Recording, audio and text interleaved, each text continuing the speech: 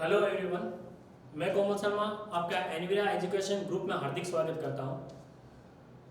बच्चों, हमने जो पिछली क्लास जो दूसरी क्लास थी उसके अंदर जनरल प्रिंसिपल ऑफ टैक्सोनॉमी का जो ई पार्ट पढ़ रहे थे जिसका नाम था नामकरण। ठीक है, उससे पहले टैक्सोनॉमी का कार्य वगैरह, टैक्सोनॉमी क्या है, इतिहास के बारे में और इतिहास के बाद में उसके जो सिद्धांत थे उसके बारे में हमने अध्ययन कर लिया था। ठीक है, और जो पांचवा पॉइंट हम छोड़ के गए थे वो था नामकरण, नोमेनकल्चर। और नोमेनकल्चर के अंदर हमने जो पढ़ा था वो ये पढ़ा था कि किसी भी जंतु, नए खोजे गए जंतु को नाम देने की प्रक्रिया नामकरण कहलाती है। और उसके बाद में इसकी शुरुआत के बारे में बताया था, कैरोलस लिनियस ने की थी और उन्होंने एक पद्धति दी थी जिसका नाम था क्या,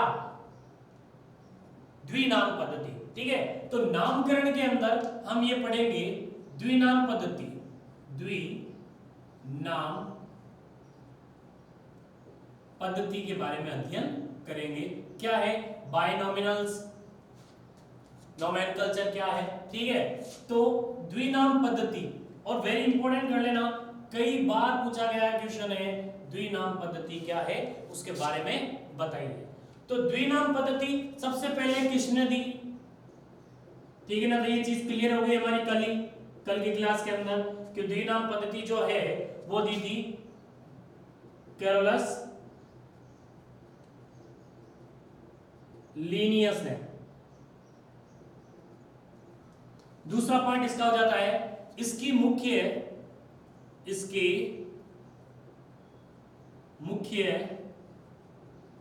चार बिंदु है, चार बिंदु या 4 पॉइंट इंपोर्टेंट है। पहला पॉइंट साथ साथ लिखते जाना बच्चों। पहला पॉइंट क्या है, पहला पॉइंट द्विनाम पद्धति ये कहती है कि किसी भी जंतु का नामकरण 2 पद में होना चाहिए। उसका पहला पद जो है वो होना चाहिए वंश या जीनस का, और दूसरा जो पद है वो होना चाहिए जाति या स्पीशीज का। तो क्या पहला पॉइंट क्या हो गया, किसी भी जंतु का, किसी भी जंतु का नाम 2 पद में होना चाहिए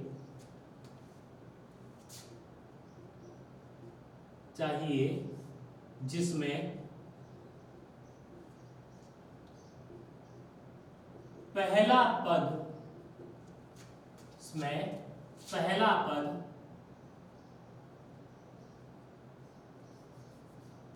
पद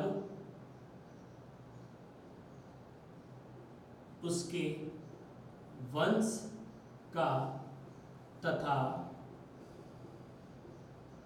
दूसरा पद उसकी जाति को दर्शाता हो।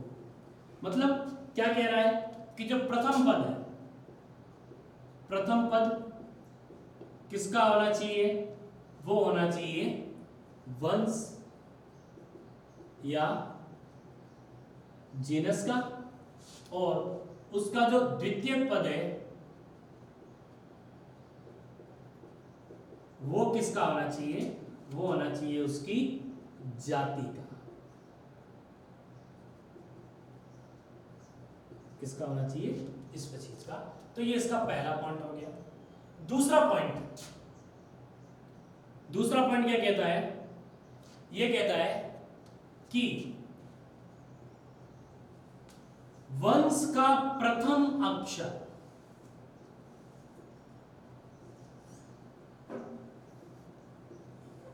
अंग्रेजी के बड़े अक्षर में होना चाहिए।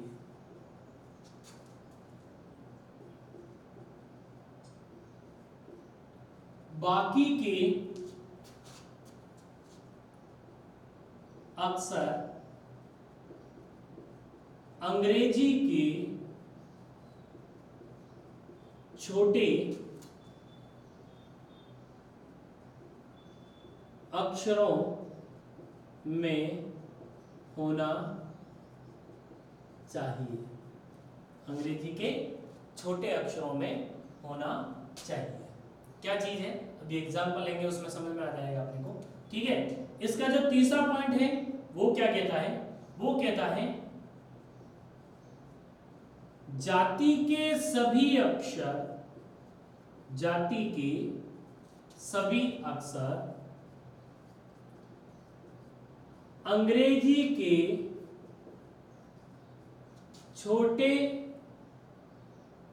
छोटी वर्णमाला के होने चाहिए। ठीक है, तीसरा पॉइंट क्या हो गया, जाति के जो हम लिखेंगे, जाति के बारे में जो लिखेंगे वो किसके बारे में होंगे, जाति के सभी अक्षर इंग्लिश की छोटी वर्णमाला के होने चाहिए। ठीक है, और बच्चों चौथा पॉइंट जो है, जो चौथा पॉइंट है, ठीक है, वो चौथा पॉइंट क्या कहता है उसके बारे में देख लो। किसी भी जंतु का नाम, किसी भी जंतु का नाम लैटिन भाषा में होने चाहिए। किस भाषा में होना चाहिए, लैटिन भाषा में होना चाहिए।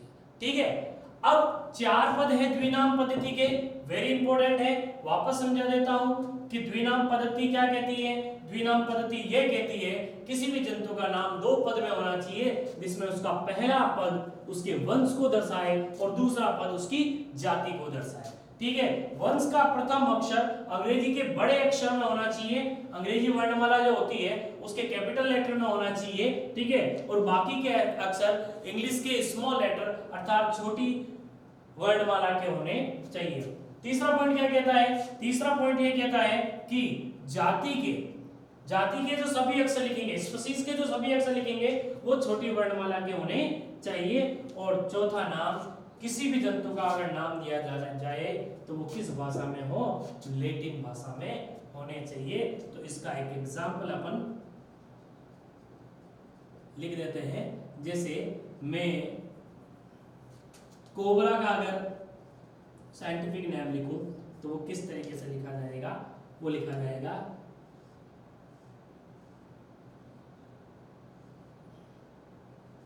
नाजा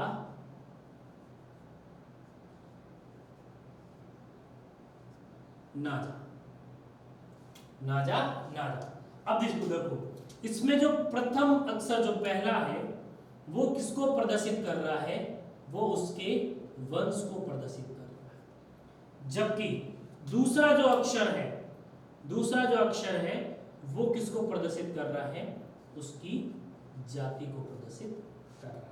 अब देखो इसके अनुसार क्या होना चाहिए, किसी भी जंतु का नाम 2 पद में होना चाहिए। लो साहब 2 पद है, ये पहला पद, ये दूसरा पद। ठीक है, अब वंश का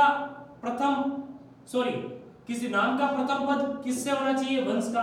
तो हमने ये बता दिया, प्रथम जो वंश लिखा है, प्रथम जो नाम लिखा है नाजा, वो किसका है, वंश का। और द्वितीय पद जो है वो उसकी क्या दर्शा रही है, जाति दर्शा रही है। ठीक है, अब ये क्या कह रहा है, वंश का प्रथम अक्षर अंग्रेजी के बड़े अक्षर यानी अंग्रेजी वर्णमाला के कैपिटल लेटर में होना चाहिए। तो ये जो प्रथम अक्षर है, ये देखो यहां पर जो दर्शाया गया ये प्रथम अक्षर है, ये किसके है, कैपिटल लेटर में है, मतलब बड़ी वर्णमाला का।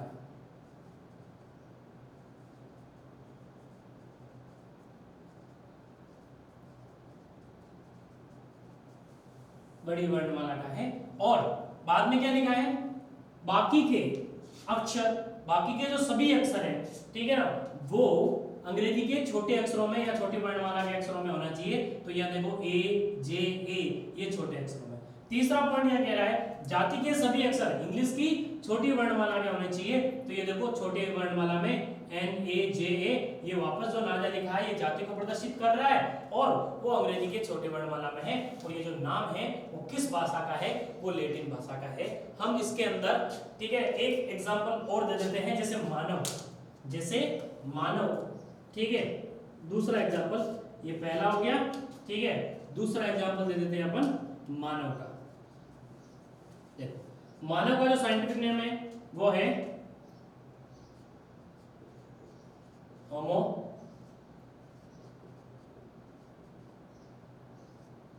सेपियंस। क्या नाम है? होमो सेपियंस। होमो सेपियंस जो नाम है, ठीक है, ठीक है। अब होमो सेपियंस के अंदर आप मेरे को बताओ, ठीक है, पहला जो है, पहला शुरू से लिखते हैं, चलो, होमो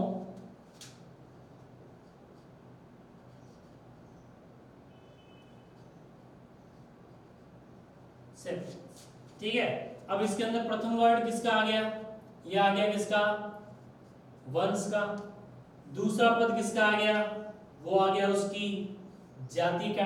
अब नामकरण देखें तो प्रथम अक्षर ये देखो साहब अंग्रेजी के बड़े अक्षरों का है, ठीक है, और बाकी के ये स्मॉल लेटर में आ गए, ठीक है, और जाति के सारे किसमें आ गए? स्मॉल लेटर के अंदर आ गए।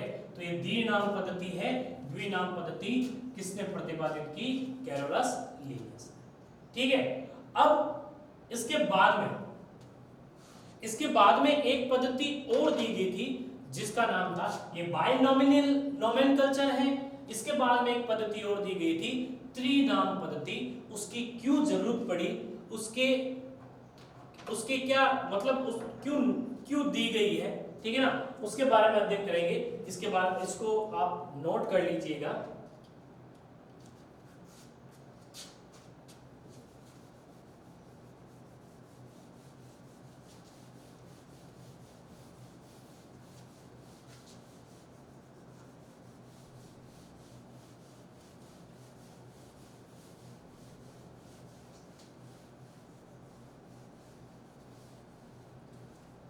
चलो, द्विनाम पद्धति क्लियर हो गई, ठीक है। अब द्विनाम पद्धति के बाद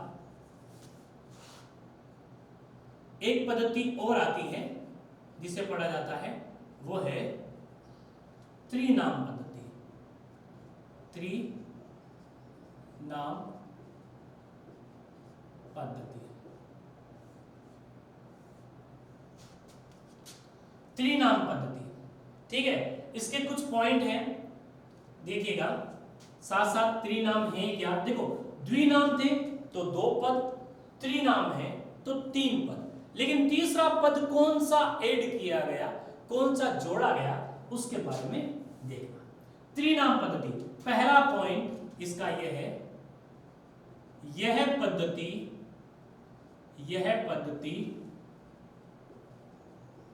द्विनाम पद्धति का रूपांतरण है। क्या है? द्विनाम पद्धति का रूपांतरण है, ठीक है। दूसरा पॉइंट, इसमें जंतु का नामकरण 3 पदों से किया गया, तीसरा पॉइंट, इसमें प्रथम पद तो वो सेम ही था, कौन सा? वंश का था, ठीक है। तथा द्वितीय पद भी सेम था द्विनाम पद्धति का। किसका? जाति का।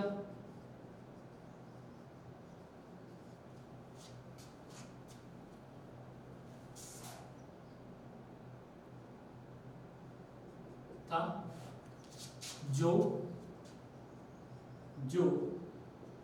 द्विनाम पद्धति पर आधारित थे। अब आता है तीसरा और इंपॉर्टेंट पॉइंट, क्या है? इसमें तीसरे पद पर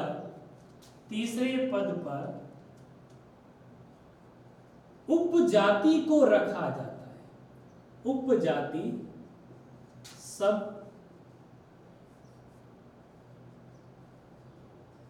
स्पीशीज को रखा जाता है। चौथा और वो भी इंपॉर्टेंट पॉइंट देखो, वंश और जाति तो नाम ले लिए द्विनाम पद्धति पर, द्विनाम पद्धति से।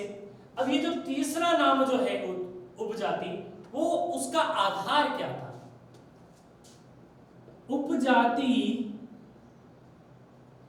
का आधार उस जंतु का, उस जंतु का स्थान था। क्या था? उस जंतु का स्थान था। मतलब कहने का कि दो नाम तो इसने चुरा लिए, किसके? द्विनाम पद के। प्रथम वंश का आ गया, ठीक है, ये प्रथम तो किसका हो गया? वंश का हो गया, और दूसरा किसका हो गया? जाति का। लेकिन तीसरा जो था नाम, वो उपजाति जो थी, वो सब स्पीशीज किसके स्थान पर थी? जो जंतु है उसका क्या स्थान के आधार पर इन्होंने दी। तो तीन पद हो गए। पहला पद हो गया वंश का, दूसरा पद हो गया जाति का, और तीसरा पद हो गया उपजाति का। इसमें एक चीज मैं और ऐड कर देता हूं कि भाई उपजाति कैसे लिखी जाएगी। भाई वंश का प्रथम अक्षर कैपिटल, बाकी सारे स्मॉल लेटर में, जाति के सारे स्मॉल लेटर में, और उपजाति के भी सारे स्मॉल लेटर में, क्योंकि जाति से ही क्या निकली है? उपजाति निकली है। तो एक चीज और ऐड कर देता हूं, सब स्पीशीज के सभी अक्षर इंग्लिश की छोटी वर्णमाला के होते हैं। किसके होंगे? इंग्लिश की सब जो छोटी वर्णमाला है उसके होंगे। अब लेते हैं एक एग्जांपल। एग्जाम्पल लिया मैंने यहां पर किसका? कोए का, ठीक है, ठीक है। तो कोआ जो है, इसका सबसे पहले तो वैज्ञानिक नाम इसका होता है कार्वस स्प्लेंडस। अब देखो, कोआ जो है वो भारत में भी पाया जाता है, ठीक है। कोआ जो है ब्रह्मा में भी पाया जाता है, श्रीलंका में भी पाया जाता है, पाकिस्तान में भी पाया जाता है, सब जगह पाए जाते हैं। और जैसे जैसे आपने देखा होगा कि भाई थोड़े बहुत चेंजेस आते रहते हैं। जैसे मानव को ले लें, अब भारत के आप मानव देखोगे तो इसके 5.5 से 6 फीट नॉर्मल हाइट, रंग जो होता है गेहुआ होता है। अगर आप वहीं चाइना पे चले जाओ तो मानव की जो रूपरेखा है थोड़े से कम हाइट के, आंखें जो हो जाती है अंदर से गोरे चिट्टे। आप अमेरिका के अंदर चले जाओ, गोरे थोड़े लंबे होते हैं। अफ्रीका के जो होते हैं जो गुगराने वाले या काले जो होते हैं, देख के पता लग जाता है कि भाई हाँ ये कहाँ के? अफ्रीका के। तो उसी प्रकार से थोड़ी बहुत आकृति के अंदर क्या आता रहता है, उनमें चेंजेस आता रहता है। तो कोआ जो है, ठीक है, तो उसका नाम है कार्पस स्प्लेंडस। तो मैं तीन जगह के कोओ के बारे में वैज्ञानिक नाम के आधार पर आपको इस त्रिनाम पद्धति को समझाता हूं। सबसे पहला जो है वो है भारत का, दूसरा ब्रह्मा का, और तीसरा श्रीलंका का, ठीक है। भारत के कोए का नाम भी सिंपल सा कार्वस स्प्लेंडस, ठीक है। कार्वस वंश, स्प्लेंडस उसकी जाति, ठीक है। दूसरा आता है कहां? ब्रह्मा का, ठीक है। तो नाम तो वही हो जाएगा द्विनाम पद्धति के आधार पर, तो कार्वस स्प्लेंडस। और अगर श्रीलंका चले जाओगे तो भी क्या आ जाएगा? कार्वस स्प्लेंडस। तीन नाम आ गए। अब वंश और जाति तो आ गई। अपन क्या पढ़ रहे हैं? त्रिनाम पद्धति। तो त्रिनाम पद्धति में क्या होना चाहिए? तीसरा पद होना चाहिए। वो किसका होना चाहिए? उपजाति का होना चाहिए, ठीक है। तो भारत का जो कोवा था, ठीक है, उससे तो नाम दे दिया गया वापस स्प्लेंडस। ठीक है, कार्वस स्प्लेंडस स्प्लेंडस। ठीक है, जो दूसरा जो था ब्रह्मा का कौवा, ठीक है, उसे नाम दिया गया आइसोलेंडस। ठीक है, और तीसरा जो नाम है वो दिया गया था किसका, ब्रह्मा का कौवा का, ठीक है, वो था पेटिगेटस। तीन नाम दे दिए गए। ठीक है, अब ये जो है ये त्रिनाम पद्धति है। इसमें बच्चों ध्यान देना, कार्वस कार्वस कार्वस, ये तीनों ही नाम किसके हो गए, वंश के। ठीक है, यहां देखना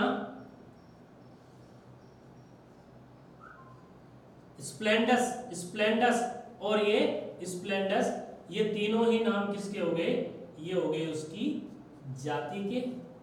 अब स्थान के आधार पर ब्रह्मा का है तो ये स्प्लेंडस हो गए इसकी उपजाति।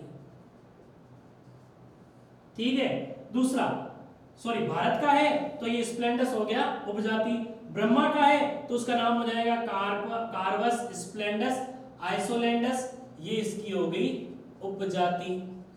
जैसे ही आइसोलेंडस आएगा नाम आगे, उससे पता चल जाएगा किस कौवे के बारे में बात कर रहे हैं हम, ब्रह्मा के कौवे के। और तीसरा है श्रीलंका के कौवा का, उसका नाम हो गया कार्वस स्प्लेंडस पेटिगेटस। ठीक है, पेटिगेटस इसकी हो गई उपजाति, किसके आधार पर, त्रिनाम पद्धति के आधार पर। तो जैसे ही नाम आया पेटिगेटस, ठीक है, तो उससे पता लग जाएगा ये कौवा कहाँ का है, श्रीलंका का है। तो भारत के कौवा का नाम कार्वस स्प्लेंडस स्प्लेंडस, ब्रह्मा का कौवा कार्वस स्प्लेंडस आइसोलेंडस, और श्रीलंका का कौवा है तो कार्वस स्प्लेंडस पेटिगेटस। तो ये जो पद्धति है ये कितने पद पर आधारित है, 3 पद पर। पहला जो पद है वो कहां से हो जाएगा, वंश का। दूसरा जो पद है वो कहां से हो जाएगा, जाति का। और तीसरा जो पद है वो कहां से हो जाएगा, उपजाति का। और उपजाति जो है वो किसको प्रदर्शित कर रही है, किसको प्रदर्शित कर रही है, स्थान। जैसे मैंने पहले एक दिए भारत, ब्रह्मा और श्रीलंका।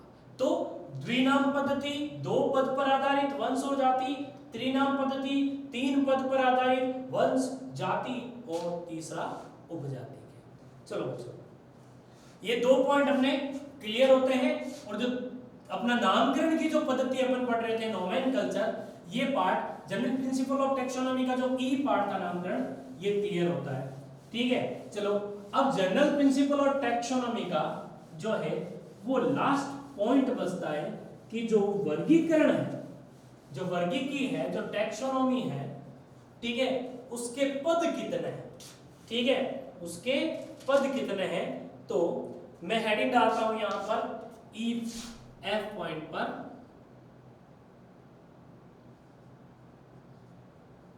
वर्गीकी के पद, वर्गीकी के पद। देखो नॉर्मली आपने संघ, वर्ग, गण, कुल, वंश, जाति इनके बारे में पढ़ा होगा। तो ये क्या है, वर्गीकी के क्या है, पद है। तो पहली पॉइंट यहां पर क्लियर हो जाना चाहिए,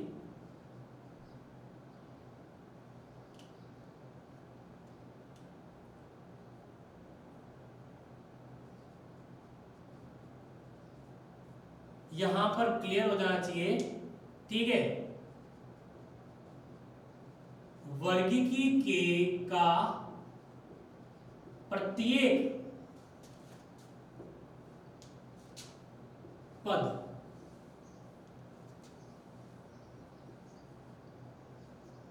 टेक्साज कहलाता है। क्या कहलाता है, टेक्साज कहलाता है।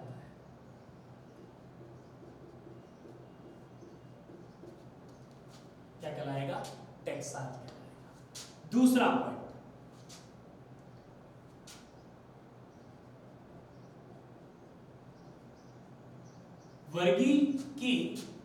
वर्गीकी के मुख्य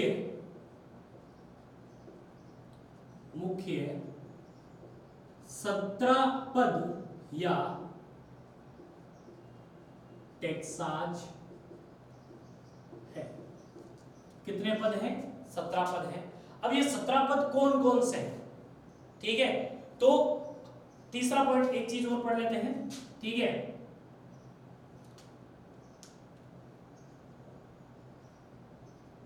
प्रत्येक पद आरोही क्रम में लिखे जाते हैं। मतलब आरोही क्रम का मतलब मैं यहां लिखता हूं, बड़ा पहले व छोटा बाद में। ठीक है, सबसे पहले क्या लिखा जाएगा? बड़ा, उससे छोटा, उससे छोटा, उससे छोटा, उससे छोटा, सबसे लास्ट में आएगा सबसे छोटा। तो वर्गीकी के मुख्य पद कितने होंगे? 17, और प्रत्येक पद किस में लिखा जाएगा? आरोही क्रम में, या आरोही क्रम में मतलब है कि बड़ा पद पहले और छोटा पद बाद में लिखा जाएगा। चलो पढ़ते हैं 17 पद कौन कौन से हैं। ठीक है, ये लिख लेना। 3 पद वर्गीकी के मुख्य पद, स्टेप ऑफ टैक्सोनॉमी। ठीक है, इसके 3 पॉइंट है। पहला, प्रत्येक पद टैक्साज कहलाता है। वेरी इंपॉर्टेंट है, वेरी वेरी इंपॉर्टेंट है। ठीक है, कई बार पूछा गया क्वेश्चन है, टैक्साज क्या है। ठीक है, दूसरा, वर्गीकी के मुख्य कितने पद हैं? 17 पद, और प्रत्येक पद को किस क्रम में लिखा जाता है? तो आरोही क्रम में लिखा जाता है। तो बच्चों कौन कौन से हैं इनके बारे में हम अध्ययन करते हैं। ठीक है, मैं वापस हेडिंग डाल देता हूं ऊपर।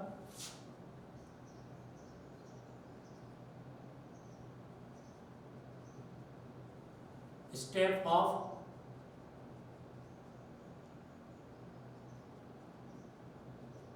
टैक्सोनॉमी। ठीक है, कितने पद थे? 17। ठीक है, तो साथ साथ लिखते जाना आप भी। सबसे पहले होता है, सबसे पहला पद जो होता है वो होता है जगत, फिर होता है उपजगत, फिर शाखा, फिर कोटि, फिर विभाग। ठीक है, शाखा, कोटि और विभाग। फिर आ जाएगा, यहां से अपन कई बार पढ़े हुए हैं, पढ़ते हैं, 12th में भी पढ़ा, संघ। फिर उसके बाद में उपसंघ, फिर अधिवर्ग, फिर वर्ग, फिर उपवर्ग, फिर गण, फिर उपगण, फिर अधिकूल, फिर कुल, फिर उपकुल। ठीक है, तो 1 2 3 4 5 6 7 8 9 10 12 13 14 15 हो गए। फिर आ जाता है वंश, फिर हो जाती है सबसे छोटी जाति। तो 2 3 4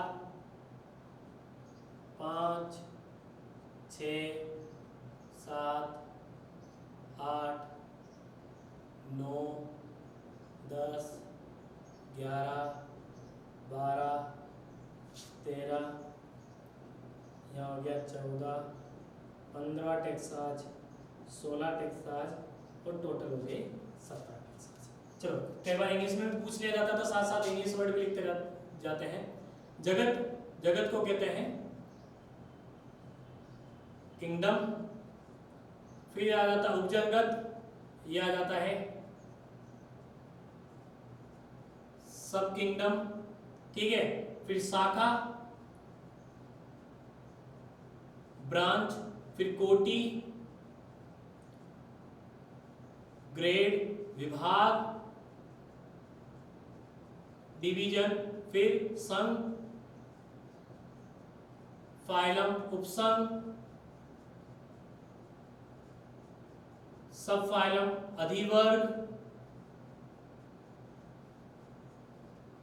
सुपर क्लास वर्ग, क्लास उपवर्ग, सब क्लास गण, ऑर्डर उपगण,